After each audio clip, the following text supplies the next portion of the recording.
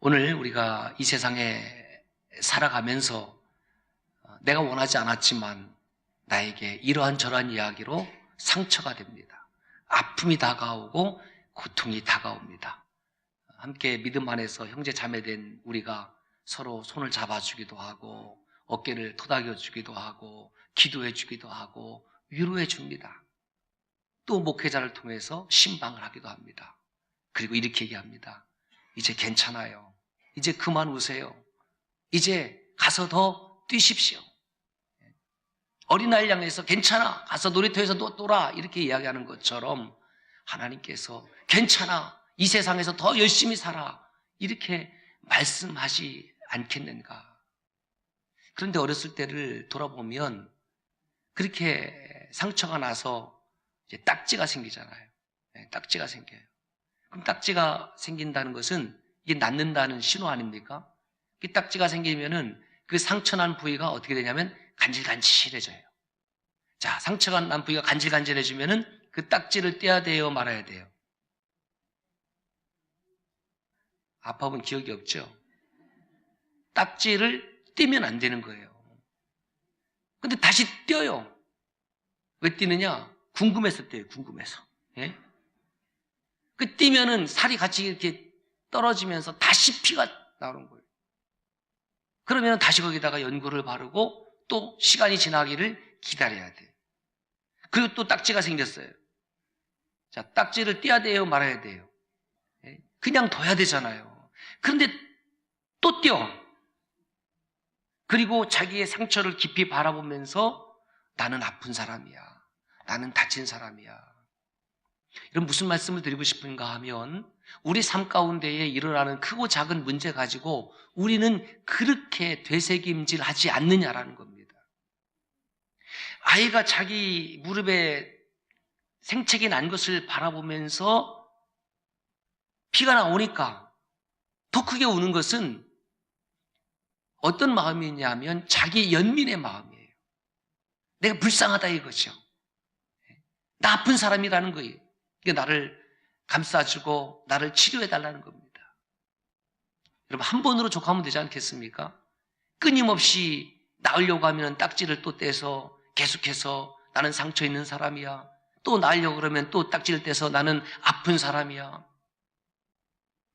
여러분, 믿음이라는 것, 신앙이라는 것은 자기 연민의 감정이 아닙니다. 내가 나를 불쌍히 여기는 것은 신앙이 아니에요. 믿음의 세계라는 것은 하나님께서 나를 불쌍히 여겨야 돼요. 그 기도 중에서 가장 좋은 기도가 뭐냐 하면 하나님, 저를 불쌍히 여겨주세요. 저를 긍휼히 여겨주세요. 그런데 오늘날 하나님의 긍휼을 구하는 기도가 아니라 스스로가 낸 상처, 그 상처를 끊임없이 되새기면서 상처에 빠진 이 시대의 그리스도인들을 바라보게 되는 겁니다. 그리고 목회자를 통해서 그 상처를 끊임없이 어루만져 달라는 겁니다. 달래며 목회를 해달라는 거예요. 주변 사람 향해서 끊임없이 내 상처를 이야기를 합니다. 여러분, 잘 생각해 봅시다. 예수 그리스도의 십자가의 은혜와 능력이 어디까지입니까? 죽음을 이기는 능력, 부활을 이기는 능력. 할렐루야. 죽음도 이기는 그 십자가의 은혜가 저와 여러분들에게 있다고 한다면 우리 삶 가운데 다가오는 여러 가지의 상처와 아픔은 예수 그리스도의 십자가의 보혈이 흐른다고 하면 치유되고 회복되어지고 소생되어지는 역사가 있을 줄로 믿습니다. 그러니까 오늘날 우리는 예수님을 제대로 못 믿는 거예요. 주의 십자가의 은혜와 보혈의 능력이 어디까지인지를 모르는 거예요. 그리고 그 십자가를 바라보는 것이 아니라 끊임없이 내 상처, 내 고통, 그것을 바라보면서 나를 스스로 불쌍히 여기고 다른 사람이 나를 그렇게 긍휼히 여겨 달라고 우리는 구걸하는 거예요. 그리고 목회자도 끊임없이 그것을 향해서 달래주면서 오늘날 목회자와 성도 사이에 그런 영적 야합이 있지 않느냐는 거예요. 물론 살다 보면 정말 잊혀지지 않을 그런 고통과 아픔이 왜 없겠습니까마는 그것조차도 우리가 하나님 앞에 가져가야 되는 것 아니냐는 거예요. 삶의 어떤 문제는 내가 해결하려고 하고 삶의 어떤 문제는 하나님 앞에 가져가려고 하는 태도를 버리고 하나님 앞에 저와 여러분들의 온 삶의 문제, 삶의 고통, 아픔, 상처가 있다고 한다면 이 사순절 기간을 맞이해서 예수 그리스도의 십자가 앞에 내어놓는 저와 여러분들이 되시기를 주의 이름으로 축복합니다. 오늘 우리가 신앙생활 한다는 것은 무슨 의미가 있을까? 믿음이라는 것은 무슨 의미가 있을까?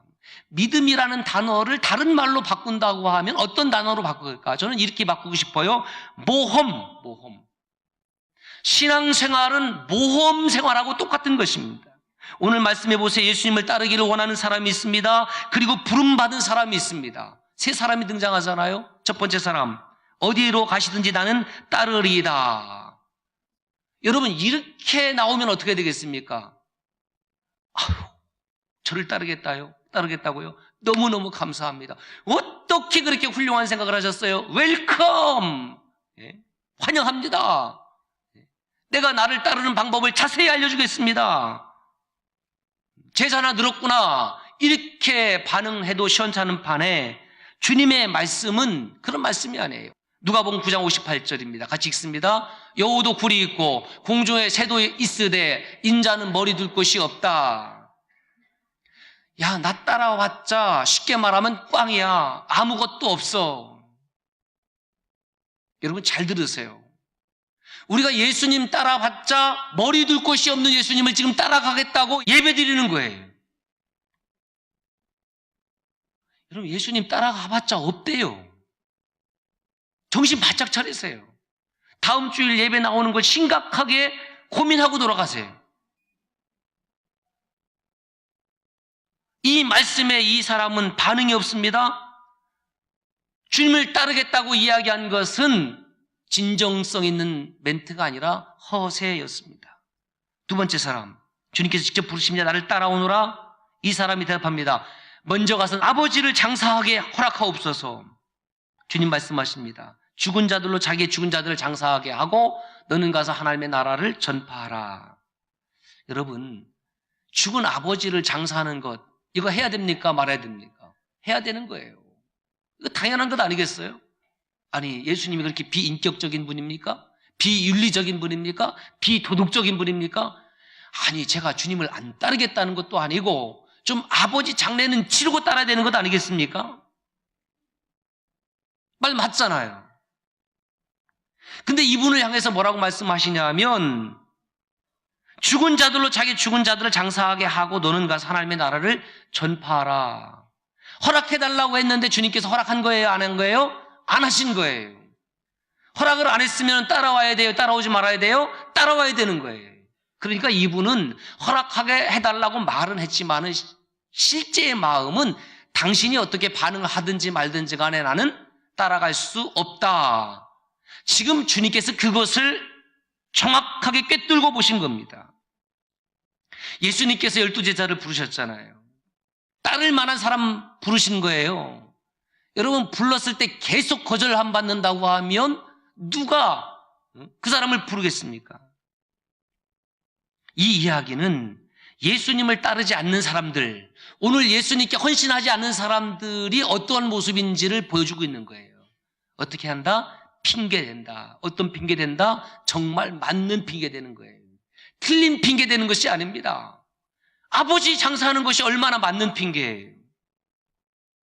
세 번째 사람, 주여 내가 주를 따르겠습니다마는 먼저 내 가족을 작별하게 하십시오. 장사도 안 해요. 세이 굿바이 좀 하고 오겠다는 겁니다. 여러분 작별 인사 정도는 좀 할 수 있어야 되는 거 아니에요? 장사는 그렇다 치고 나는 간단하게 하고 오겠습니다. 그때 주님의 말씀이 사실은 충격적입니다. 손에 쟁기를 잡고 뒤를 돌아보는 자는 하나님의 나라에 합당하지 않다. 여러분, 두 번째 사람과 세 번째 사람의 공통된 단어가 뭔지 캐치가 되시죠? 무엇입니까? 하나님의 나라입니다.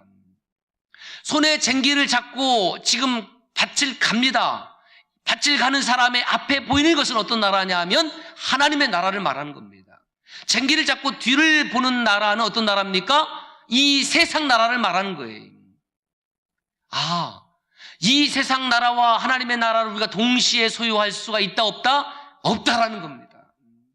무슨 말입니까? 여러분, 이 세상 나라는 일시적인 겁니다. 이 세상 나라에서 저와 여러분들이 지금 누리고 있는 모든 것은 다 일시적으로 하나님께서 정해주신 시간 안에서 누리고 있는 것입니다. 여러분들이 가지고 있는 직업이 무엇이든지 간에, 직책이 무엇이든지 간에, 건강이 무엇이든지 간에, 물질을 얼만큼 소유하든지 간에, 어떠한 집을 살든지 간에, 어떠한 차를 소유하고 있든지 간에 그것은 시간 안에서 일시적으로 잠시 누리고 있다는 겁니다. 우리가 예배를 드리고 믿음을 가지고 신앙을 가졌다라는 말은 무슨 말이냐 하면 이 일시적인 삶에서 영원한 삶을 바라본다는 겁니다. 일시적인 삶과 영원한 삶을 잇대는 행위가 무엇이냐? 그것이 믿음이고 그것이 신앙이라는 거예요.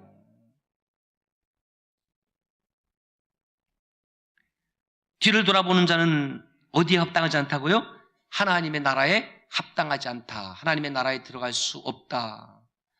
롯의 아내가 소돔과 고모라 성이 심판받을 때 어떻게 했습니까?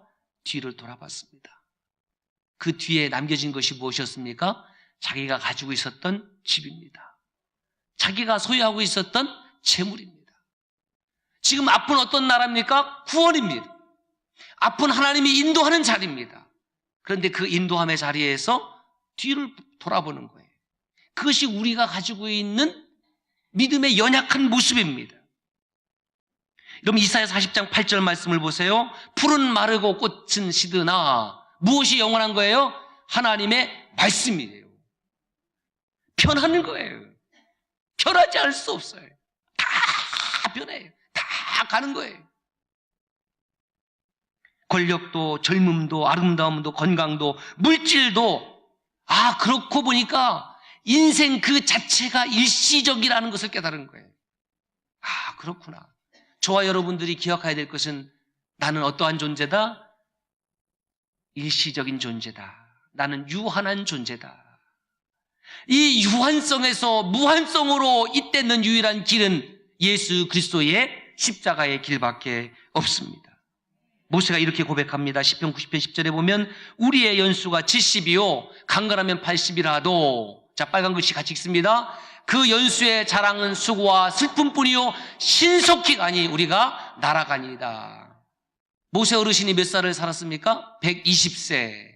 120세를 사신 모세 어른도 신속히 간다고 그랬습니다. 그러므로 참된 제자는 이 세상 나라에서 영원한 나라를 맛볼 수 있어야 됩니다. 여러분, 이 세 사람 이야기 속에 보여주는 예수님의 모습을 보세요. 자신을 따르라고 애골복고합니까? 복걸합니까? 아닙니다. 예수님을 따를까 말까 고민하는 사람들에게 따라달라고 사정합니까? 그렇게 하지 않습니다. 이런 사람들을 기다려주지도 않습니다.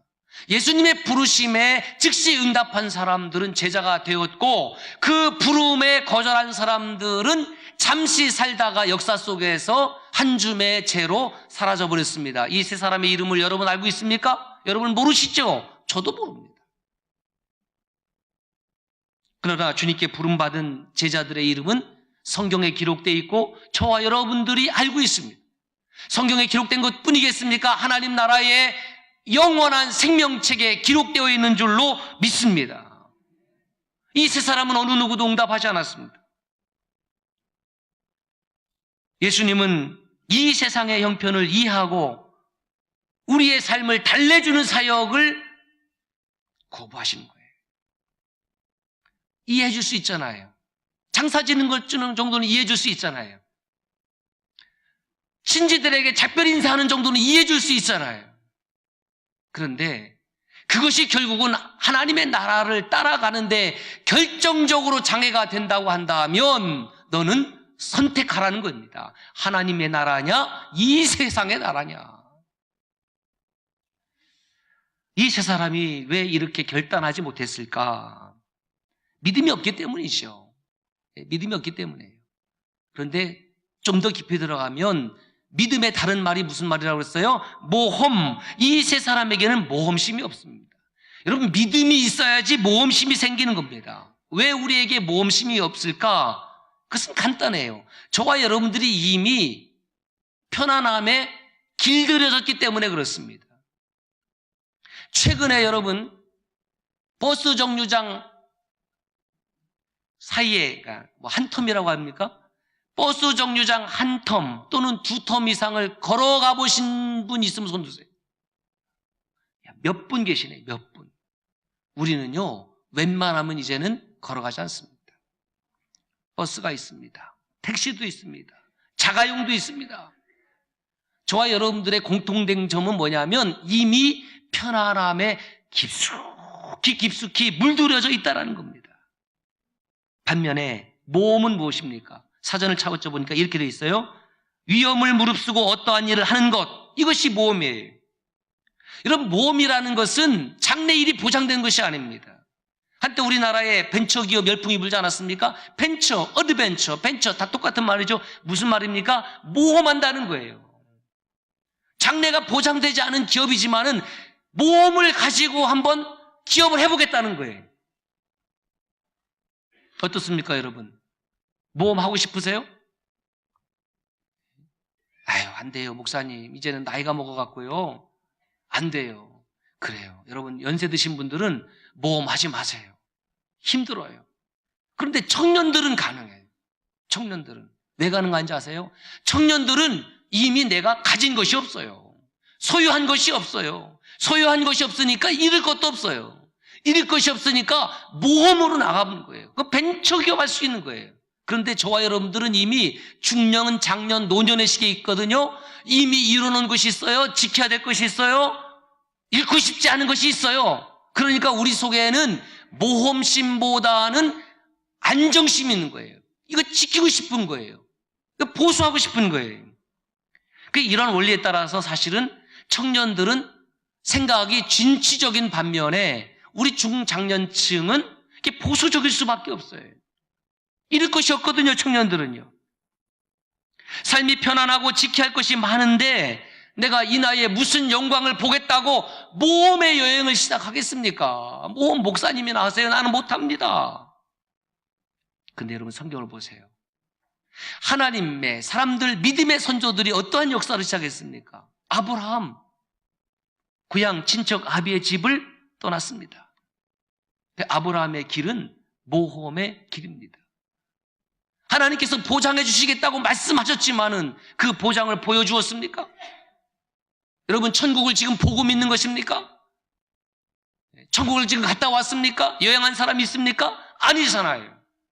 믿음으로 아브라함이 나간 거예요. 갈 바를 알지 못했지만은 하나님 나와 함께 하시면 내가 이 길을 가겠습니다. 모세 40년 동안 애굽의 왕자로서의 편안한 삶에 익숙한 사람입니다. 그 편안함 속에서는 하나님의 새로운 구원 역사가 시작될 수 없기 때문에 그 모세를 어디로 내보냐면 광야로 내보낸 거예요. 광야로. 광야는 어떤 땅입니까? 사람의 생존이 불가능한 곳, 사람이 쉽게 살아갈 수 없는 곳, 그곳에서 하나님께서 모세와 함께함으로 모세를 모험으로 사는 인생으로 바꿔주신 겁니다. 홍해 앞에서 어떻게 할까요? 나아가는 거예요. 나아가라. 그 홍해가 갈라지리라. 믿고 나아가는 것 자체가 모험 아닙니까? 홍해가 갈라졌습니다. 벽이 생겼습니다. 야, 벽이 생겼으니까 우리는 걸어갈 수 있겠지. 아니에요. 벽이 생겼다고 해서 걸어갈 수 있는 것이 아니에요. 왜냐하면 두려움이 생기고 불신이 생기면 언제 그 홍해가 다시 덮칠지 모르지 않습니까? 오늘 예수님은 우리에게 예수님을 믿는 길, 예수님을 따르는 이 길이 편안한 길이라고 말씀하시는 것이 아니에요. 머리 둘 곳이 없다. 나를 따라와도 꽝일 수 있다는 거예요. 꽝일 수 있다는 거예요. 이 모험과 비슷한 단어가 도박입니다. 도박.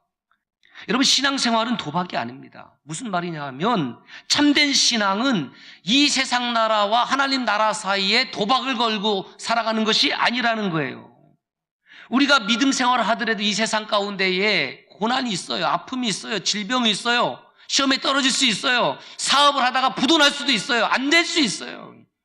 잘 되는 길이라고 보장해주는 길이 하나님의 길이 아니다라는 거예요.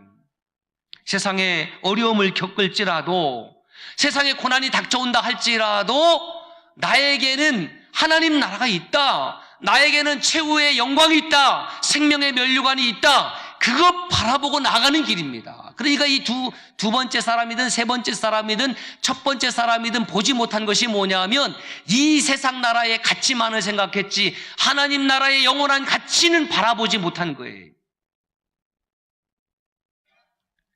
그래서 야고보서 1장 12절에 이렇게 말씀합니다. 같이 읽습니다. 시험을 참는 자는 복이 있나니 이는 시련을 견뎌낸 자가 주께서 자기를 사랑하는 자들에게 약속하신 생명의 면류관을 얻을 것이니라. 시련을 견뎌낸 자를 저보고 해석을 하라고 하면 이렇게 해석을 할 겁니다. 모험으로 사는 사람은, 그렇죠, 모험으로 사는 사람은. 여러분, 시련이 누구에게 오는 거예요? 집안에 가만히 앉아있는 사람에게 시련이 오는 것이 아니라 밖에 나가서 무슨 일이든지 하려고 하는 사람에게 시련도 오고 좌절도 오고 실패도 오는 것 아니겠습니까? 성경을 보면 선진들의 삶 자체가 앞서 말씀드린 것처럼 모험 그 자체였다라는 거예요. 그래서 아이들에게 이 모험의 이야기를 들려주면 아이들은 막 귀를 쫑긋하게 세워서 듣는데 해리포터 이야기를 중장년층이 읽느냐? 안 읽어요. 왜? 나는 모험하고 상관없는 인생이기 때문에. 그래서 말씀을 준비하면서 제가 깨달은 것이 있습니다. 모험에 대한 정의를 바꿔봤어요. 이렇게 했습니다. 모험은 믿음이고 진정한 믿음은 모험을 추구한다. 여러분, 우리 안에 모험이라는 단어가 삭제되었다고 하면 저와 여러분들은 진정한 그리스도인, 진정한 믿음을 갖고 있기보다는 아직도 부족한 거예요. 그래서 다시 한번 모험의 정의를 이렇게 내려봤습니다. 행동하지 않으면 알 수 없고 실천하지 않으면 얻을 수 없는 것. 제가 이렇게 정의한 거예요. 이건 제 정의예요. 벤처기업을 하지 않았으면 아무것도 얻을 수 없어요. 벤처기업을 하지 않았으면 실패도 없어요. 벤처기업을 하지 않았으면 성공도 없는 겁니다. 그러므로 모험을 시작하는 사람만이 그 영광의 길의 끝에, 그 끝에 무엇이 있는지를 볼 수 있는 겁니다. 이 모험으로 믿음의 생활을 시작한 저와 여러분만이 인생의 끝에 어떠한 길이 열리는지, 무엇이 기다리고 있는지를 여러분 바로 볼 수 있게 되는 거예요. 오늘 우리가 어떤 길을 걷고 있습니까? 오늘 성도들은 주님께서 부르십니다. 소명으로 불러주시고 사명으로 맡겨주시고 헌신으로 불러주시고 순종으로 불러주시지만 목사님 어렵습니다. 그런 설교 말고요, 저에게 편안을 빌어주세요. 저에게 안전을 빌어주세요. 그런 헌신과 그런 모험 얘기하지 말고 목사님 축복의 소리를 해주세요. 좁은 길 얘기하지 말고 넓은 길 얘기해 주세요. 여러분, 신앙의 길은 주께서 순풍으로도 도우시지만 광풍이 온다 할지라도 주님의 말씀을 의지하여 잠잠게 되는 그 역사를 맛볼 수 있기를 원합니다. 주님이 이렇게 말씀하셨어요. 좁은 문으로 들어가라. 멸망으로 인도하는 문은 크고 넓어 그리로 들어가는 사람이 어떻게 하다? 많다. 그러나 생명으로 인도하는 문은 그 길이 좁고 협착하다고 그랬어요. 찾는 이가 많아야 적어요? 적다고 그랬습니다. 십자가의 길 아무나 걷는 것 아닙니다. 모험으로 아무나 살아가는 것 아닙니다만은 그래도 저와 여러분이 정말 믿음 있는 사람, 정말 이 시대의 그리스도인이라고 하면 이 십자가의 길을 걸어가야 되는 것 아니라는 거예요. 왜냐하면 주님께서 먼저 그 길을 걸어가셨기 때문에 그렇습니다. 사순절을 맞이하여 저와 여러분들이 걷는 인생길에서 어떠한 길을 걷고 있는지를 한번 보시기를 바랍니다. 예수님은 제자들을 파송하시면서 이리때 가운데 양을 보낸다라고 말씀했습니다. 여러분, 이리때인 줄 알고 양을 보내는 예수님의 마음을 생각해 보세요. 이리때 가운데 양이 갔습니다. 어떤 꼴을 당하겠습니까? 찢겨지겠죠. 피가 흐르겠죠. 잡혀 먹히겠죠. 그래서 12제자들은 옥에 갇혔습니다. 돌에 맞아 죽임을 당했습니다. 창에 찔림을 당했습니다. 거꾸로 순교까지 하는, 그리고 톱으로 자기의 몸뚱아리가 반토막이 나는 그런 순교, 피 흘림의 역사가 복음의 역사고 생명의 역사고, 그 역사가 저와 여러분들에게 이어진 줄로 믿으세요. 그 역사를 잃어버리는 겁니다. 우리는 이리때 가운데 살아가는 겁니다. 이 세상 한복판에서 살아가는 거예요. 넉넉하지 않습니다. 왜 상처가 없겠습니까? 왜 아픔이 없겠습니까? 왜 고난이 없겠습니까? 많은 예수 그리스도의 십자가가 있잖아요. 예수 그리스도의 피 흘림이 있지 않습니까? 그 아픔과 그 고통 속에 예수 그리스도의 피 뿌림의 역사가 여러분들에게 있어지길 주님 축복합니다. 성도는 하나님 나라와 예수 그리스도의 복음을 위하여 고난과 환난을 두려워하지 않는 성도입니다. 진짜 성도입니다. 모험으로 사는 그리스도인, 그게 진짜 성도입니다. 미국의 유명한 릭 워렌 목사님이 아주 멋진 말을 해서 제가 하나 인용을 하겠습니다. 위대한 목적이 기다리고 있다면 사람들은 크게 헌신하라는 요청에 불쾌하지 않는다. 위대한 목적이 저와 여러분 앞에 있습니다. 하나님 나라가 저와 여러분들 앞에 분명히 있습니다. 그것은 저의 이야기가 아니고 하나님의 말씀에 그렇게 나와 있습니다. 저는 하나님의 말씀을 순전하게 믿습니다. 이 아침에 주님께서 이렇게 물으십니다. 당신은 모험으로 사는 그리스도인입니까?